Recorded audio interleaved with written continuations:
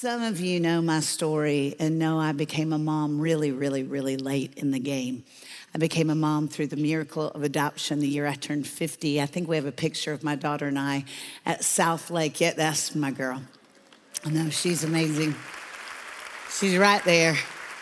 I told Missy this weekend was all about her because Mother's Day used to be really hard for me. And those of you who are sitting here in this sanctuary this morning, and if you could be really straightforward, you'd say it's a little hard for me too. Either you've lost a child, or you have a prodigal child, or you've never had someone who calls you mom, and that's hard. I spent years trying to celebrate my friends who are moms, and of course, honor and celebrate my own mama. But it was hard going to church. And more often than not, I'd run by Starbucks and I'd get the biggest Frappuccino they had with whipped cream. Like, why do they ask you if you want whipped cream? You know, it's 2,045 calories. What's a dollop of whipped cream on top of that? But I'd get the biggest Frappuccino I could get, and I'd get in my car, and I would just drive down these rural highways and listen to old 80s pop songs and cry. Because I thought, I don't want to rain on the parade of my friends who have children, but this is a hard day for me. And I knew it was my fault because I was really broken in my 20s and 30s, very drawn to abusive men, scared to death of intimacy. And I knew that was the consequence of the sin and the toxicity as a young woman. But I just still grieved Mother's Day. So to get to be a mom at the age of 50 has been an extraordinary gift, but it also keeps me reminded of the women who are missing babies today, or you may not even know where your child is, or you could have buried them in the last year. And so I want to be really, really aware of that, and also aware that in the economy of God, almost every time he uses the word mother, it's less about fertility and more about faith. He actually refers to himself as a mother. He refers to all of us as believers as family. So yes, it's Mother's Day, but there's a theme of family, and we're all included. If you've never had a peanut call you mama. The first time I did was 2012, the first time I went to meet Missy in Haiti. Her first mama, Marie, had just passed. And long story of miracles, I got woven into her story after her first mama died. And I was so excited, I didn't know what to do. I was almost levitating by the time I stepped off this old diesel bus into this rural Haitian village. And her auntie was afraid when I saw how sick Missy was that I would say, no, this is gonna be a little too hard. And so she shoved Missy toward my arms. And I was like, no. I was gonna be there for a week. I wanted her to have time to get used to me. You know, and I'm just this big, pale stranger. I didn't want to traumatize her. And Missy kind of started to cry. But Fifi was just like, no. She just shoved her in my arms. And Missy looked up at me like, oh, help. And I looked down at her like, this is what my whole life has been leading up to. Stick a fork in me. I am done. This is the most exquisite human being I've ever, and I still feel like that. I embarrass her all the time. But she didn't like me much at first, and she really didn't like me a couple of hours later because I introduced her to potty trauma. I did not know that Missy had never used an indoor facility. Missy was potty trained, but in her very small, very primitive Haitian village, there were only 3 commodes to support about 1,500 people. And actually, you didn't want to use one of these indoor facilities because the plumbing in her particular village was extremely primitive. And they didn't have, do we have any plumbers in the house? What are those valves called? P-trap, is that right? That kind of keeps the water going in the right place. Well, they don't have P-traps in Haiti, I think. Am I right there? Some kind of trap, some kind of valve. In other words, when we go this afternoon to wash our hands, we know the water that comes to the sink is only water that's coming to the sink. And when it leaves the sink, then it mixes with all the other waters. But when it comes to the sink, it comes to us only for the sink. And when we go to the shower, that water comes only for our shower. It doesn't come from anywhere else, and then it leaks to everywhere else.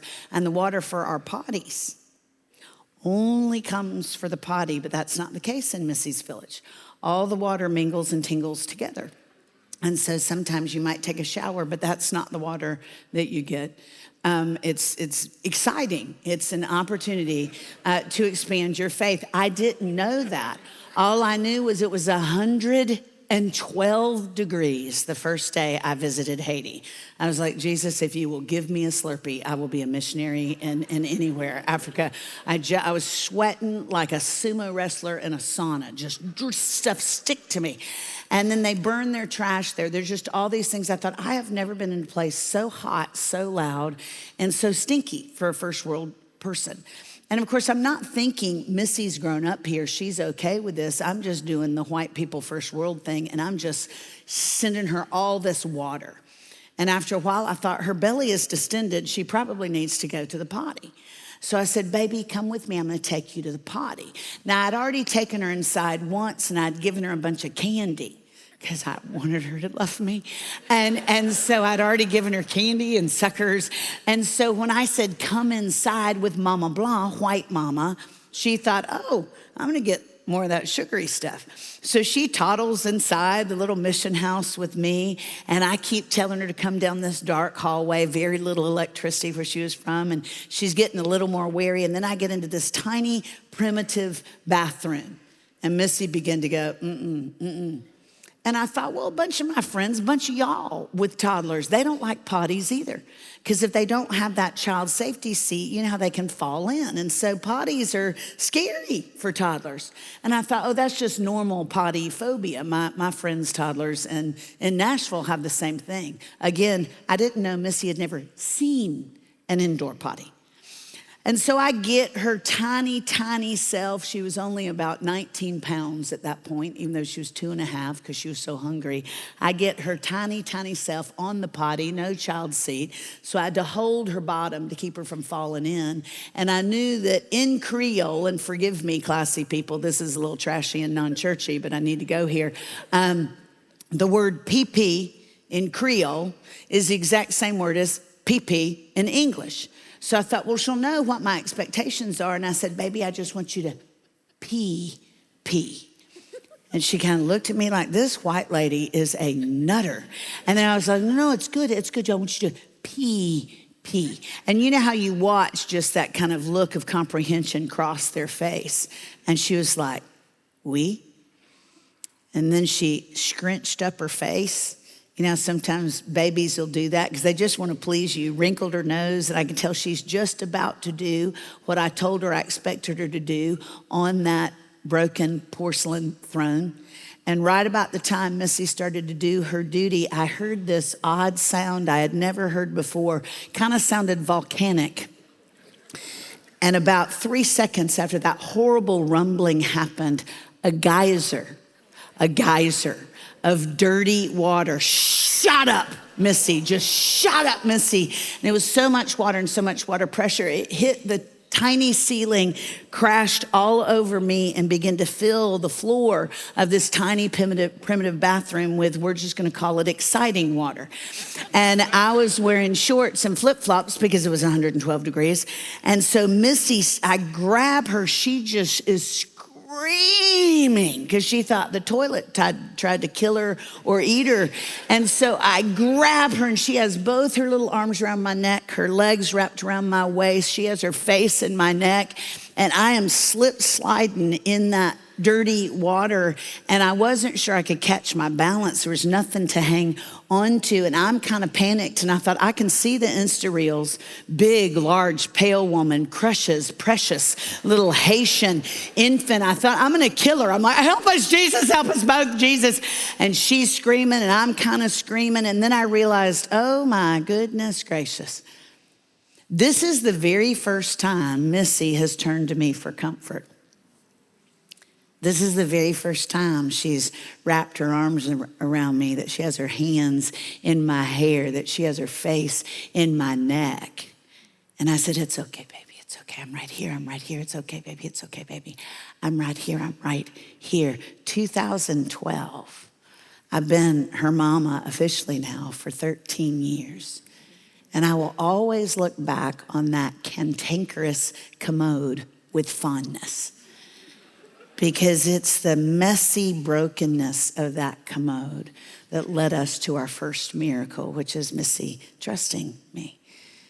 And I've learned as a really old mama who's made a lot of mothering mistakes, wow, messy and miracle actually aren't opposite ends of the continuum relationally.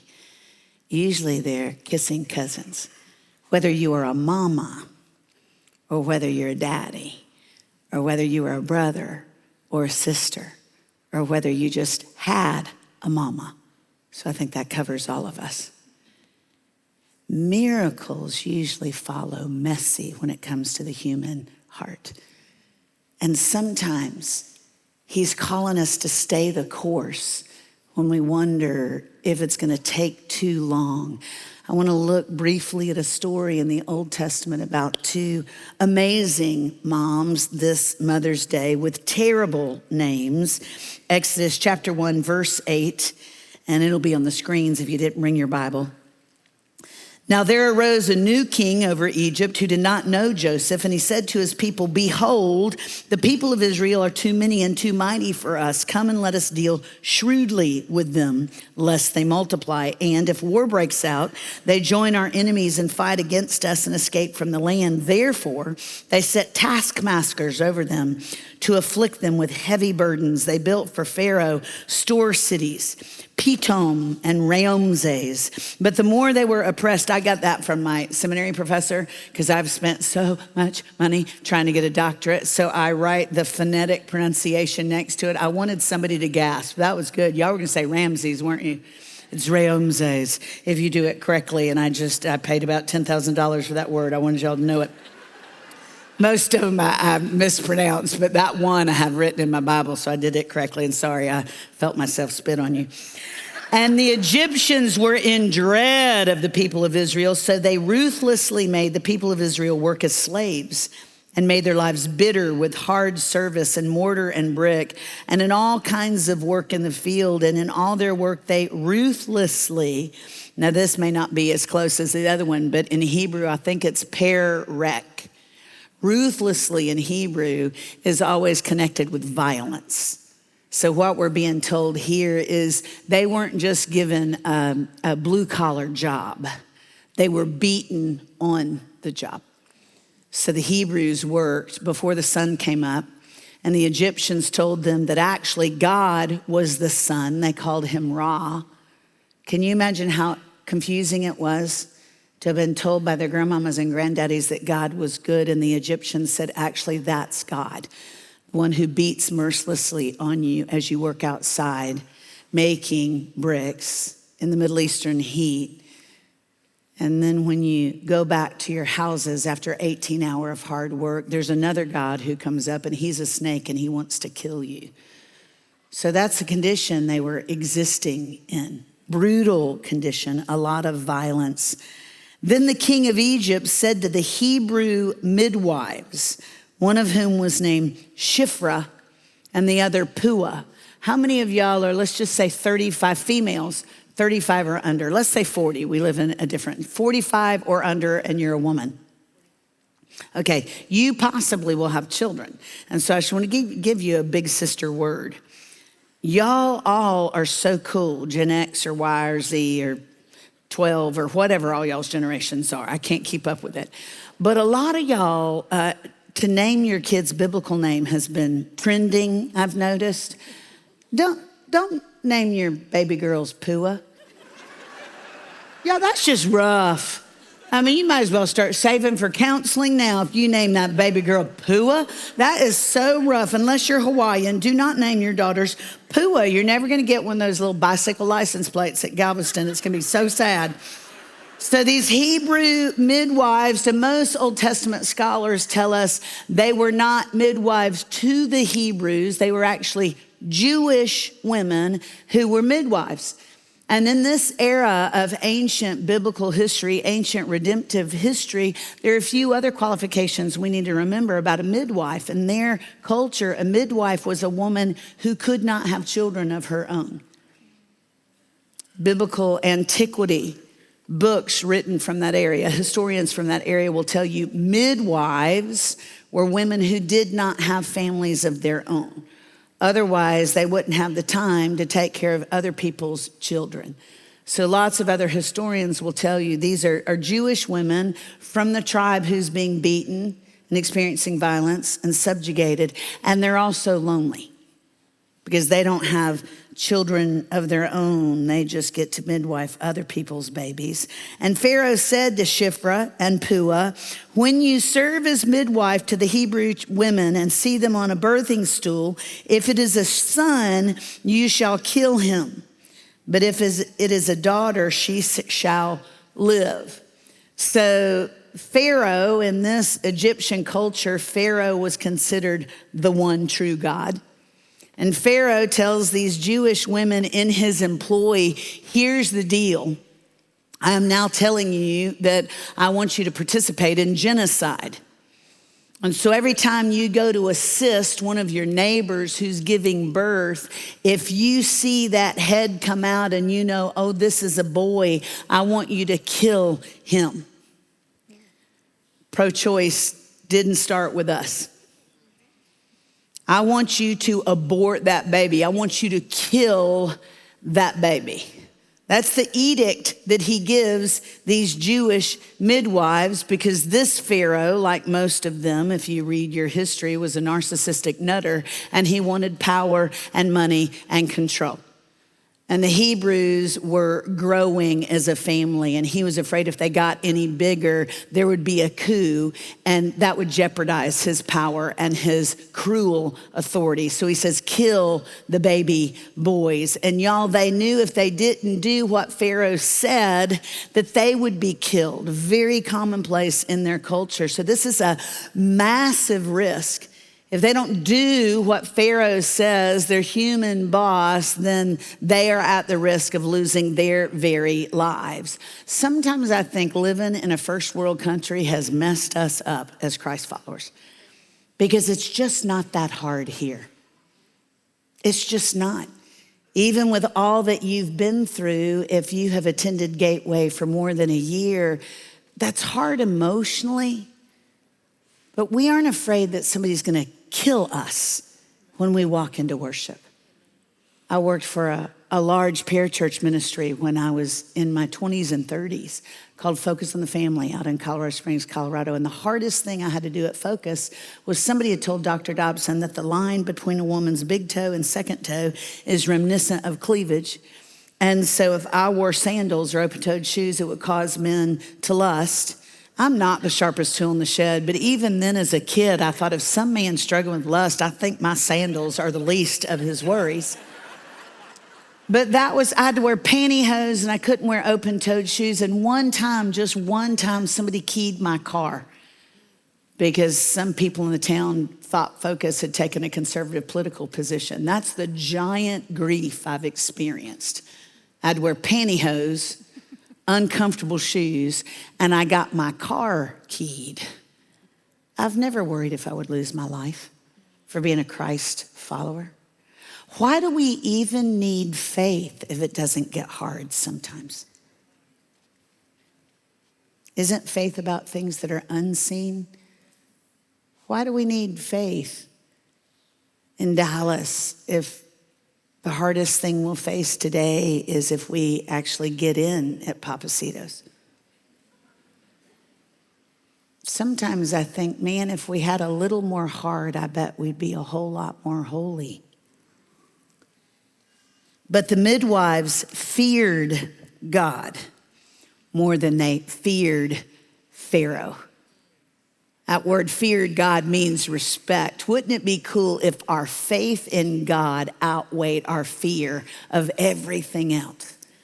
That's the way these chicks are walking. But the midwives feared God and did not do as the king of Egypt commanded them, but let the male children live. So the king of Egypt called the midwives and said to them, why have you done this and let the male children live? Listen to this. This is a hoot. When people tell me the Bible is boring, I'm like, no, you're a lazy reader. This is awesome. If you read this redemptive history, it's a hoot. This is so much better than Netflix. They said, because the Hebrew women are not like the Egyptian women, for they are vigorous and they give birth before the midwife comes to them. They ain't no little skinny Kilimanjaro women. These Hebrew midwives, they're vigorous. They're stout. They are big. They shoot those babies over the birthing stool before we can get there and kill them. This is a tiny bit of liberty in the Hebrew, but it's close. I just love that they're vigorous. They're vigorous. We can't stop the baby boy before it comes out. What kind of faithful chutzpah is that? I mean, they weren't like, okay, how can we keep him happy and still be faithful to God? And they're not equivocating. They're like, I'm all in, baby. Kill me if you're gonna kill me, but my faith in Yahweh, everything else pales next to that. You can give me stink eye, you can give me the sword, but everything else pales next to my faith in my God. And I don't know what's gonna happen, but as long as I'm with him, it's gonna be all right. It's like the disciples said in Acts, I love this. It says they were honored to be dishonored for the sake of the gospel. They were honored to be dishonored for the sake of the gospel. I got to be on a plane recently with a woman who works in adult entertainment.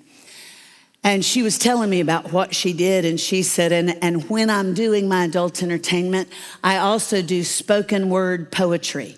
And her spoken word poetry was a very particular, I want to be careful with the pumpkins in here, a very particular intimate type of spoken word poetry.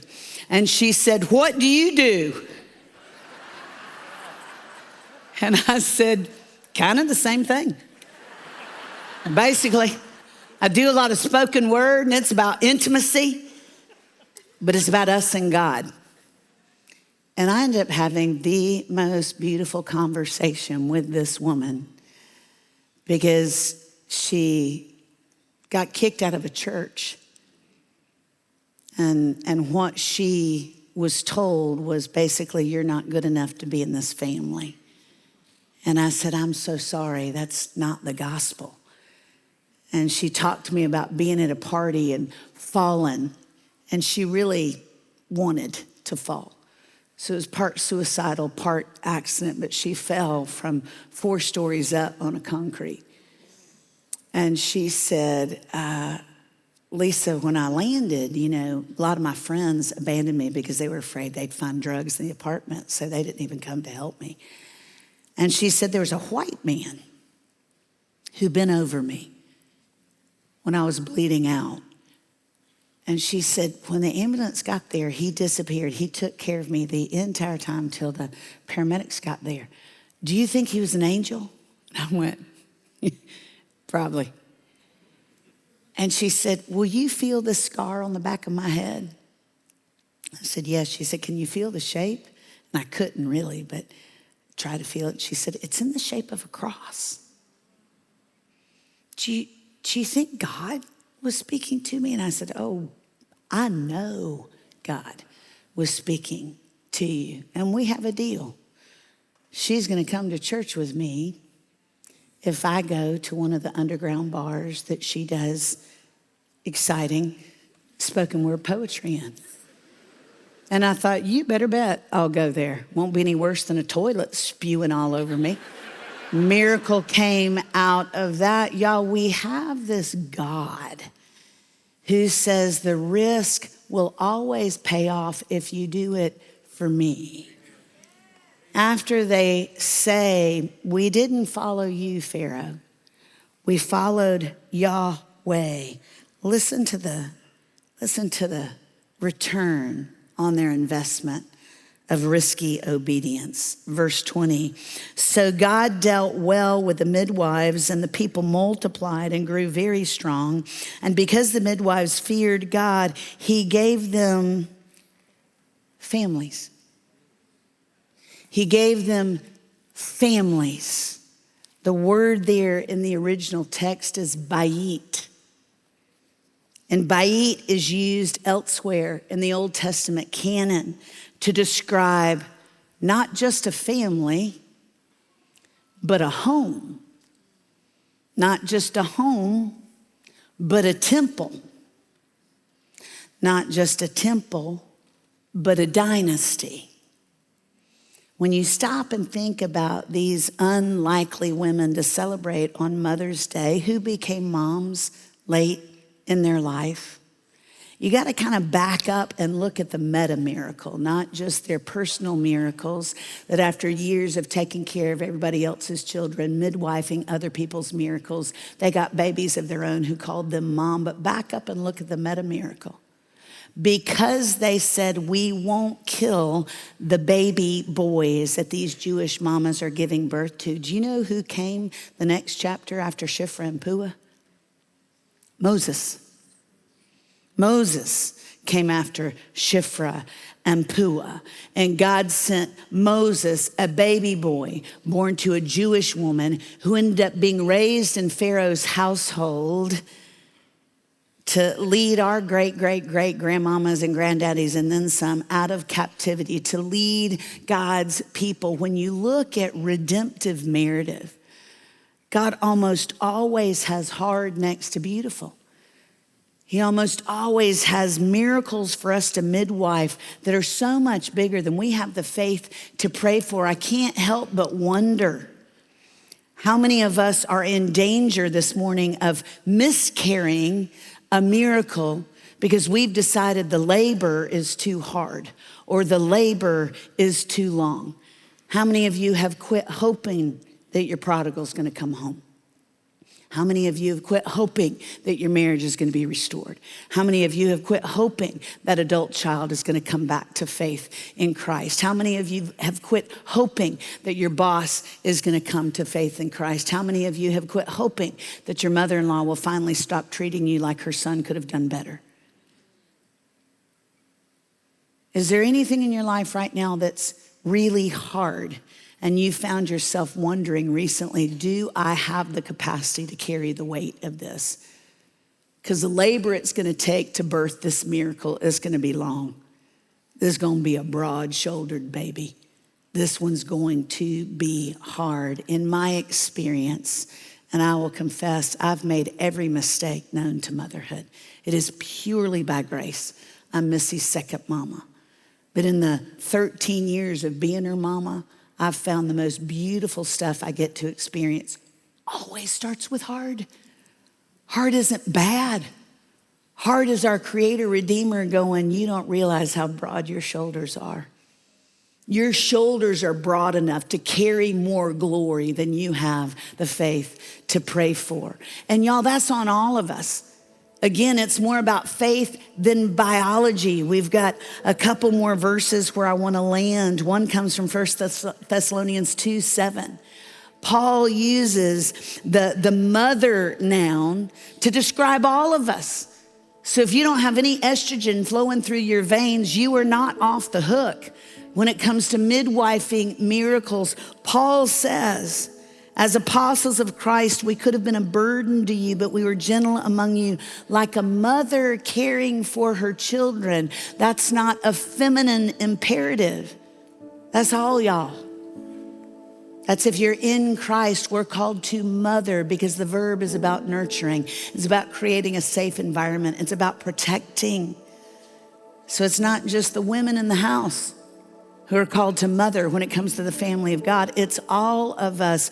God himself in Isaiah 66 says this, as a mother comforts her child, so will I comfort you, and you will be comforted over Jerusalem.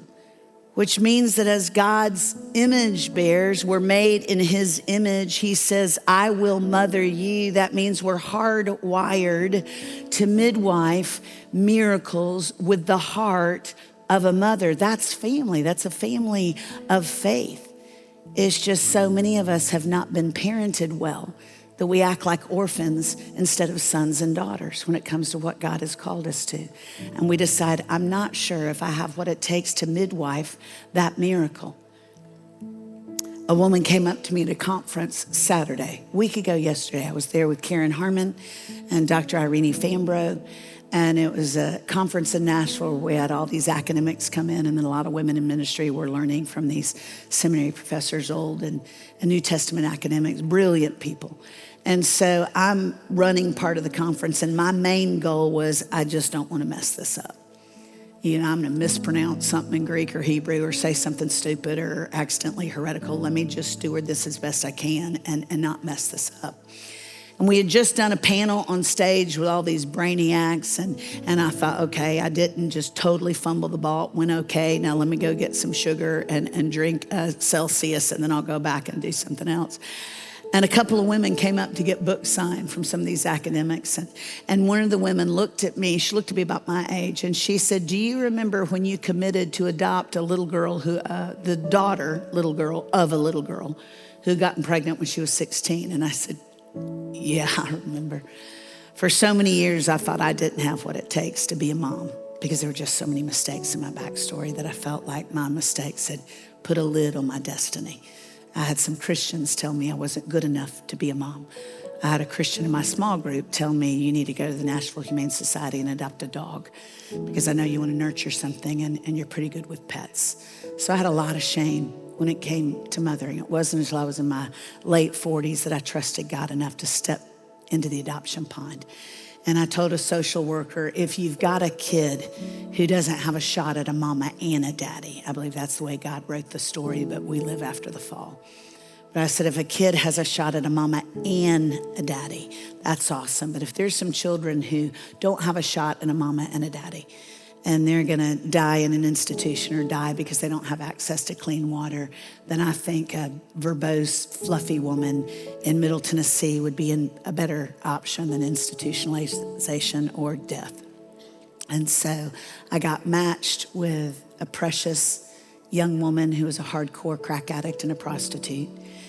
And after I committed to step into that story, which was hard and miraculous, I got a phone call from a pastor.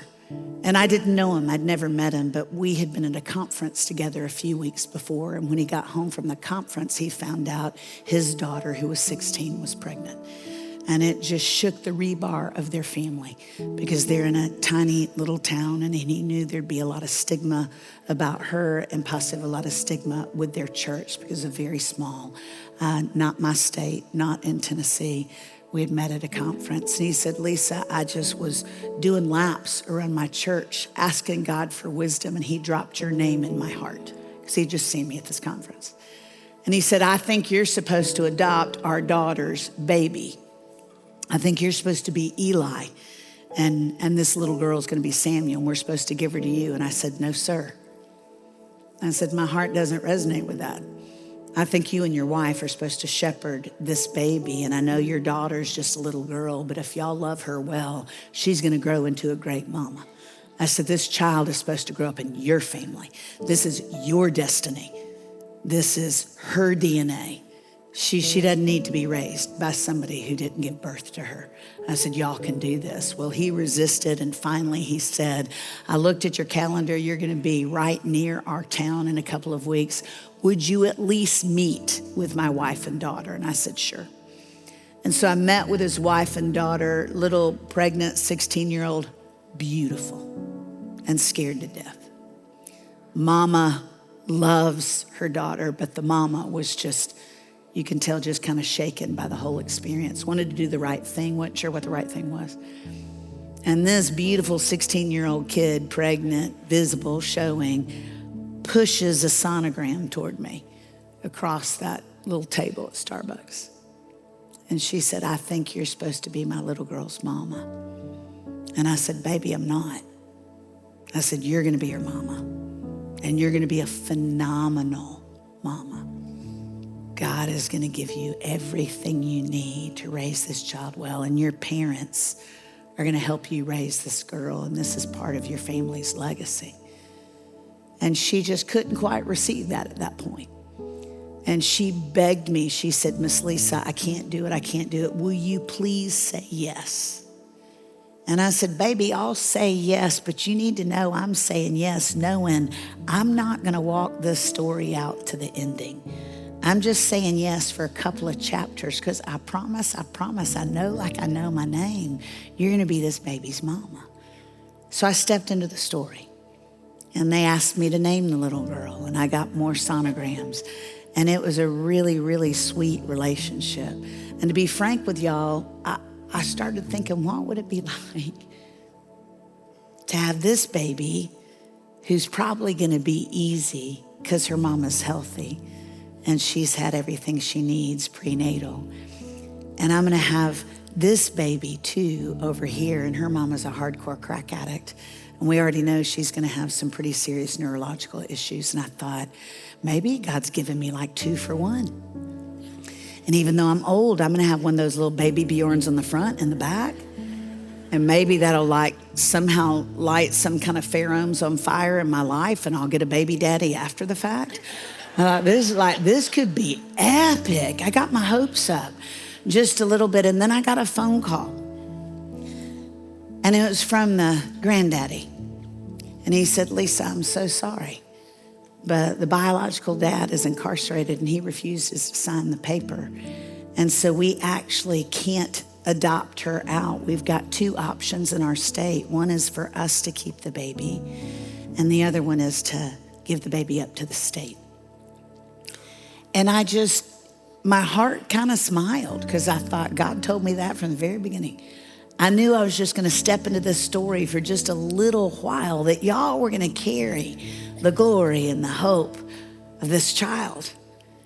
And I said that, and we talked for a little while. We prayed, and then we got off the phone. I've never talked to him since because I didn't want to interrupt the miracle that God allowed them to midwife. And I just thought that could make it awkward. But I cried when I got off the phone because that little bit of hope that maybe I'd get to parent a healthy baby, even though God had made it clear you're not supposed to be the mama. So Saturday, 8 days ago, this woman comes up and says, do you remember when you committed to adopt that little girl's baby? And I said, do I remember? I said, I've prayed for that kid for 12 years. And she said, well, this is her, and I'm her grandmother. I'm the one who met with you at Starbucks. She came to Christ a couple of months ago. She got baptized 2 weeks ago. And I just wanted you to see the miracle. And her grandmama and a stranger that got to step into their story for 3 months, we just sat down and cried over the goodness of a God who says, I weave the lonely into families. And I've called you to be part of that. I've called you mamas and daddies and brothers and sisters, saints, disciples. I've called you to midwife miracles. All of you get to make the family bigger. Pastor Mark is going to shepherd us as a spiritual father. Y'all, I'm 61. I've never seen a time in America where we are more desperate for spiritual moms and dads. I made a conscious decision when I was 40 years old, when I was really grieving not having children of my own. I sensed Holy Spirit say, you've got a choice. You can protect your heart, or you can know your heart will be hurt and you can step into the story of other people's families. And you can love kids well, even though they don't call you mom. So you've got a choice. You can have a hard heart, or you can have a heart that will absolutely, decidedly be hurt. But the hurt, oh man, it's worth it. Relationships are worth the risk. Family is worth the labor. So I'm going to ask y'all to stand. And pastor is going to shepherd this, pastor, in whatever way you see fit. But my gut says that this Mother's Day at Gateway is absolutely about celebrating you mamas. Birth mamas, adoptive mamas, foster mamas, grandmamas. But it's also about all of us mothering a lost generation. It's about all of us going, really? I get to midwife a miracle? And so as Pastor Mark shepherds us as we close this family meeting, I do want to say, if you're here because of a mother, and that is all of us, would you please not give her a vacuum cleaner today? I mean, at the very least, go by the grocery store and get her one rose. They're $1.99. But would you look her in the eyes, even if she wasn't everything you hoped she would be, if she's still this side of glory, would you say thank you? Would you find your spiritual mamas and say, thank you, thank you, thank you, thank you? And Mark, I just think some healing is about to take place with regards to families.